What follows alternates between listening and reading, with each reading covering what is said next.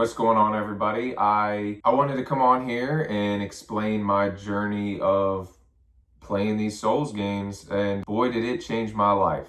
I am a changed man. I am a different person. I am a different gamer, and I feel like I'm a better person. I feel like I'm better than a lot of people now because I've conquered these games. So I just want to go through my journey a little bit and kind of just explain my enjoyment of each game and how I felt, my favorite things. And then at the end, I'll rank all of them, including one that isn't from Software. And yeah, I just figured I'd make one because a lot of people do, and I enjoy watching them and I enjoy the games. So figured I'd just go ahead and play my hand. So I guess we'll start way back. Before I started playing these games, I was pretty much just a casual gamer, GTA, stuff like that. Like that's the story difficulty area that I would go. I was mostly a sports, casual story, shooter gamer, essentially for most of my life until about 22 years old. And around 22 years old, I start hearing rumblings of this game called Elden Ring. And I'm like, that's interesting. It's getting a lot of hype. I wonder why. And then eventually, I think I bought it just on a whim. I was like, maybe I'll play this. I didn't even have desire to play it when I bought the game. I was just like, it's getting so much hype, I'll probably play it. So I eventually I get on there. And of course, as you would expect, I get stuck on the tree sentinel, as everybody new to these games would. And I do that, and then I go to a buddy at work who is telling me about it. He's like, hey, did you try, Elden Ring? And I was like, yeah, I couldn't get past this dude on a horse. And he was like, oh yeah, that's the noob killer or something like that. I was like, oh, okay. And I don't think I ended up picking it up until a little bit after that. Like it took people reeling me in, like, okay, they're still talking about this game. Like I gotta get in there. So I got on there, found me a walkthrough, just to make it, because if it's your first time playing a Souls game, use a walkthrough. There is no shot you're gonna complete the game without knowing how it works. Once you play like 3 or 4 of them, it's just like, okay, I kind of understand. Maybe even like 2 of them. You're like, okay, I get it. But yeah, I looked up a walkthrough, and by the time I beat Margit, it was like, I get it. In hindsight, I didn't fully get it. But right there, I was like, okay, I get it. I continue on, beating the game, just as it goes on, enjoying it so much more. It just gets better and better. And then I reach the end of the game, and I'm blown away, of course. But then I'm like, I'm not done. I don't want to. So I keep playing it. And before I wasn't really much of a platinum trophy go-getter before this, so I didn't even think of that at the time. So I was just playing new game pluses, like, for no reason, not even trying to get trophies or whatever. It was just the fun of it. And then I eventually did consider platinuming it, and I was like, okay, let's do that. Which, it wasn't too bad, but the flame ending, I forget the name of it. The flame ending was disastrous to get through. That was truly my introduction to Souls game area design, and like, yeah, you're gonna die more to the jumping, and But so I ended up platinuming it, and by the time I did that, coincidentally, it's weird how it worked out for me. By the time I platinumed the game, Shadow of the Erdtree was announced, and it was like a month out. So I was like, you know what? Let me play another in due time, just to keep the skill alive. So I did Sekiro, and God, I probably shouldn't have. That one was not the best second like you just figured this out and just started playing these, and I played the hardest one pretty much right away. So this one, I did another walkthrough. I played it again. This is early on. This is why I shouldn't have played this. I didn't know that the early ending, like the earliest ending, is like, it's the dummy ending. Like, you don't really want that because there's so much more to the game, which is really weird. I don't know. That's kind of iffy. That's kind of an iffy decision in my opinion. But there's so much more to the game if you do that ending and you miss out on it. But I got to the Emma and Ishin fight, and Shadow of the Erdtree was like a week away, maybe a little more. That whole week, it wasn't happening. I could not beat him. So I put it down, went to Shadow of the Erdtree. Had a time, but my God, that last boss, I don't know if they patched it, but I played it day one. Holy God. But yeah, so I played those. And then I think after that, I had played so much that I just subconsciously took a break. Like I took a break. It was a while before I hopped on another. Interestingly enough, it was a non-From Software game that got me kind of back into it, got the juices flowing again. And that game is Lies of P. I'm going to include this in here. I'm going to rank it alongside FromSoft games because I truly think it is the only one that's come out. I mean, I haven't played some of the other ones, but it's the only one where it's like, this could have been made by From Software. Like, it's literally, it's just as good. In terms of story, this is like another level, in my opinion, than From Software. And I'm not trying to downplay them at all. Like, their stories are phenomenal. It's just, besides Sekiro, Elden Ring, besides Elden Ring and Sekiro, the story is kind of like difficult to like actually understand or like grasp. But with Lies of P, I mean, they spoon fed it to you, which I love because I want to understand the story because it consequently made the game more impactful every which way. Like in Lies of P, it was kind of a first for me that I felt sick after being a boss because I learned their story and I'm like, oh my God, I wish I didn't have to do that. I'll probably show that. If you know, you know. And then it was also a first, not really a first, but sort of. It was a first where they made the characters so lovable and like you're connected to them. Everybody at Hotel Krat, besides two people, I mean, some of the best characters ever. Like, I'm fighting for you guys. Every time I go out, I'm killing these people to save you guys. Like, I don't even, this is more than me now. But it made you really feel for the characters to where when I would beat a boss, it would just feel that more gratifying. So it's just, that, I cannot wait for their next game. It's going to be a Lies of P sequel, and then they got another Souls game. Like, they're doing it just as well as FromSoft, and I'm very excited. Very much enjoyed the story. I think as a Souls game, FromSoft definitely does it better, but took what FromSoft does and kind of did their sort of own thing. It's a little bit of a, it's definitely similar, but they have their own charm to it. That got my soul flowing playing that. So I did that and I was like, okay. I was about to hop on Bloodborne, but I was like, whoa. I don't think I actually finished Sekiro. So I got on there. I think I ended up just starting a fresh new game. I was like, dude, I think I tried beating Emma-Ishin. It just wasn't happening. So I restarted the game, breezed through it. I mean, once you learn that game, it's like, it's freaking awesome. Oh my God.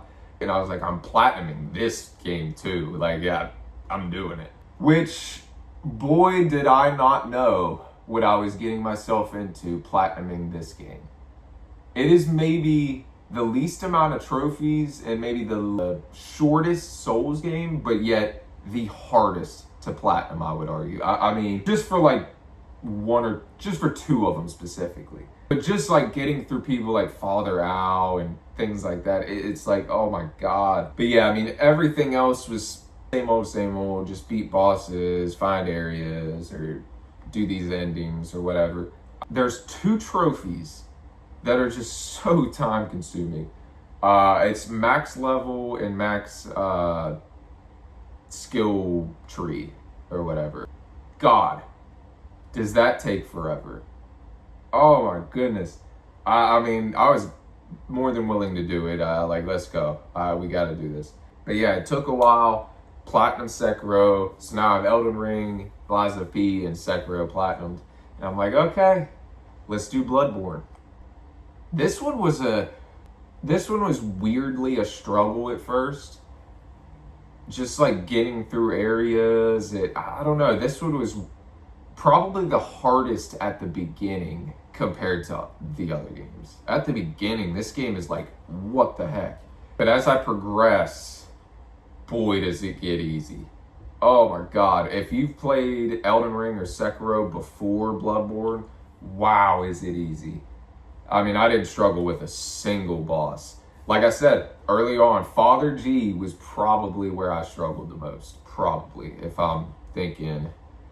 I remember Ludric, I think is his name, definitely gave me some crap. But yeah, I mean, overall, it was just like, okay, I'm a veteran at this point. I'm elite. I'm elite. And I'm of the elite.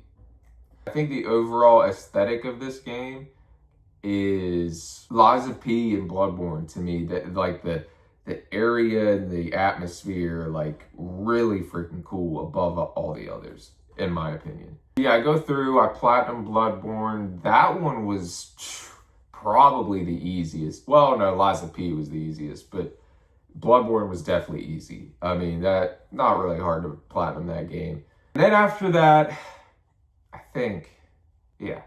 And then after that, I was like, okay, let's start the original Souls, like, series, I guess. Because, I mean, Demon Souls, just because their names are similar, I don't know. So I start with Demon Souls. I'm like, let me knock this out. Because this one, I didn't really hear, like, all the hype is for the other games. This one's, like, kind of like, I played the remastered PS5 version. So let me clear that up.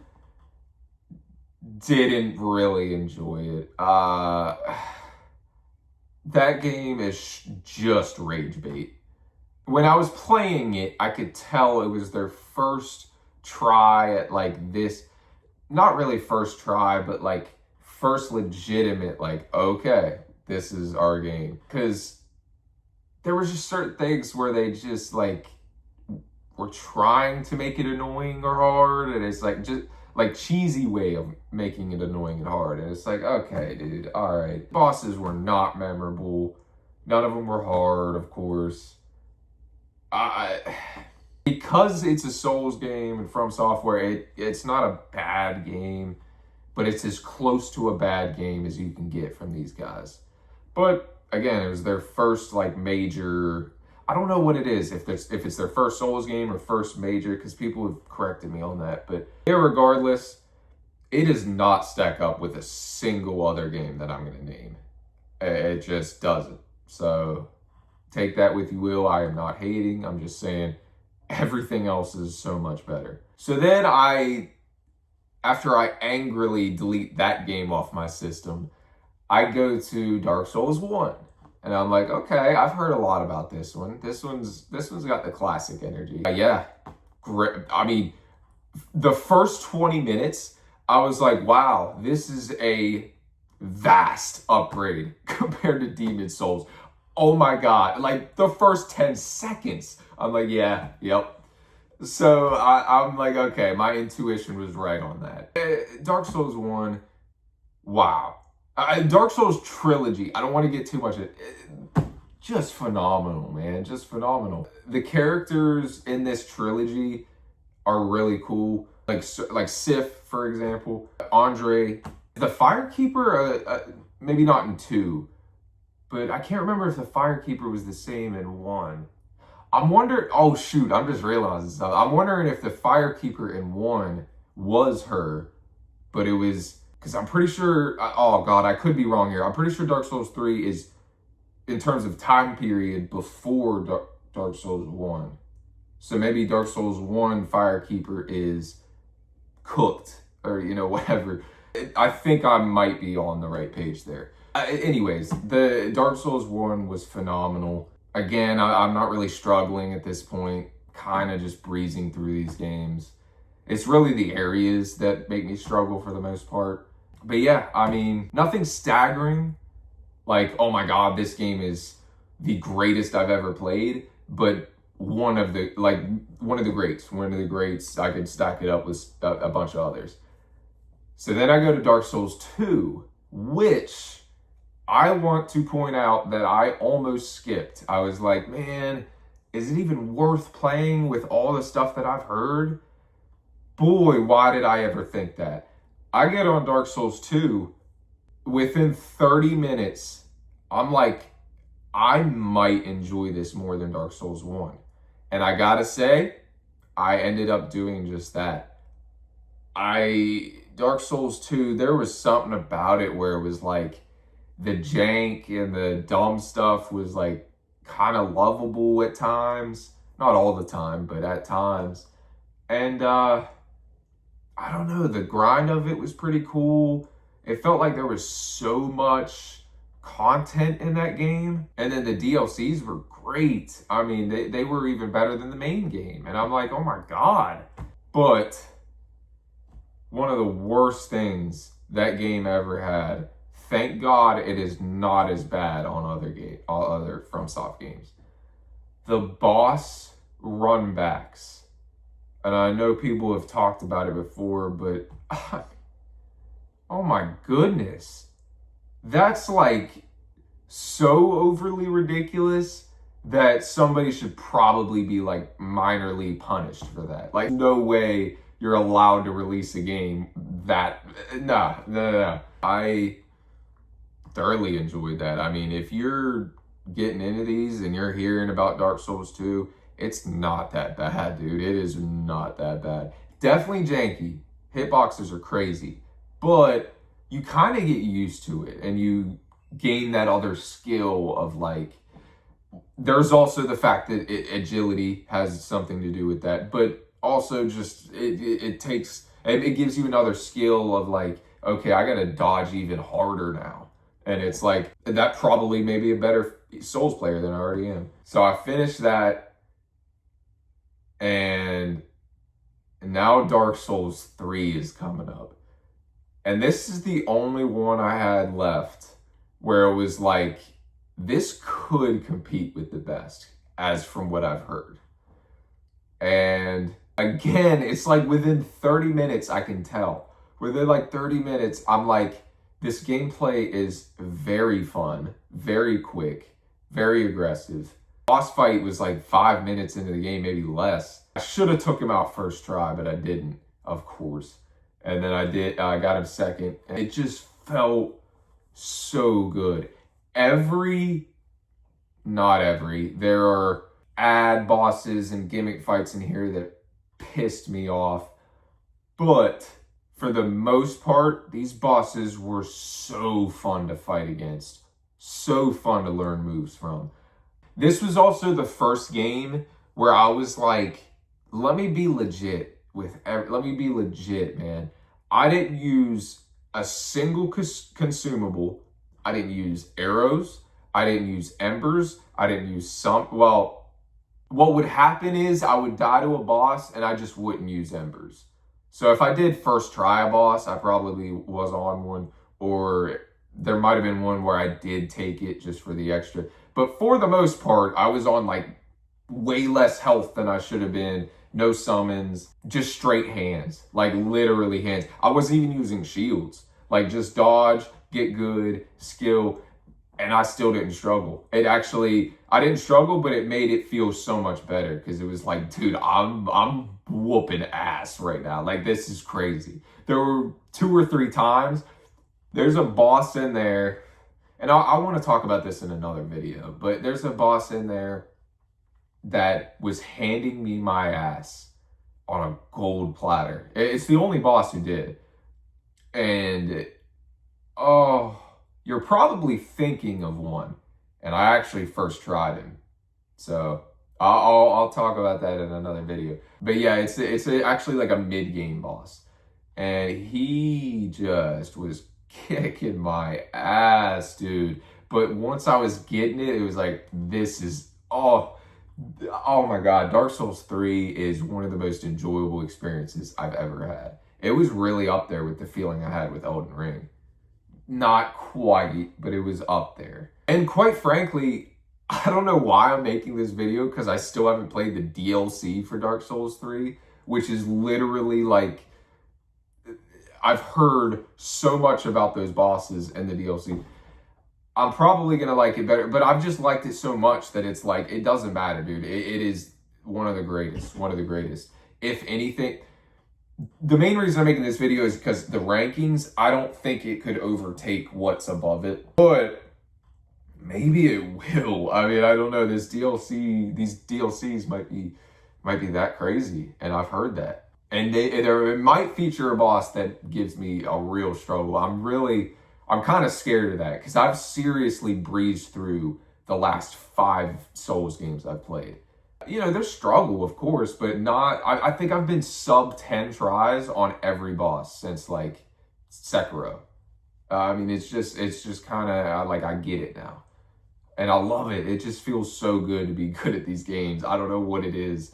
Like, I feel like a god or something. I don't know. But yeah, so I'm close to fully finishing that. I can't wait to do that DLC. But yeah, I think this changed my life in ways that I don't even understand. I think it's made me appreciate more things, more skillful. Maybe I feel like it's probably helped my reaction time and quick thinking, which people don't talk about that with video games. It really helps. Those games like that really help with like reaction time, quick thinking, lock in, you know, like, but yeah, let's go through, I'm going to go through and rank these games all 8, I think 8, because I'm including Lies of P. So let's get this out of the way. You probably know by now, number 8, dead last, is Demon Souls. It just is. Not a bad game, but compared to the rest, yeah, it is pretty shit. So 7, maybe you might have caught it, but Dark Souls 1, and I might catch flack for that, but understand that everything after Demon Souls is a masterpiece. It's fine that it's at 7. Please don't hate me.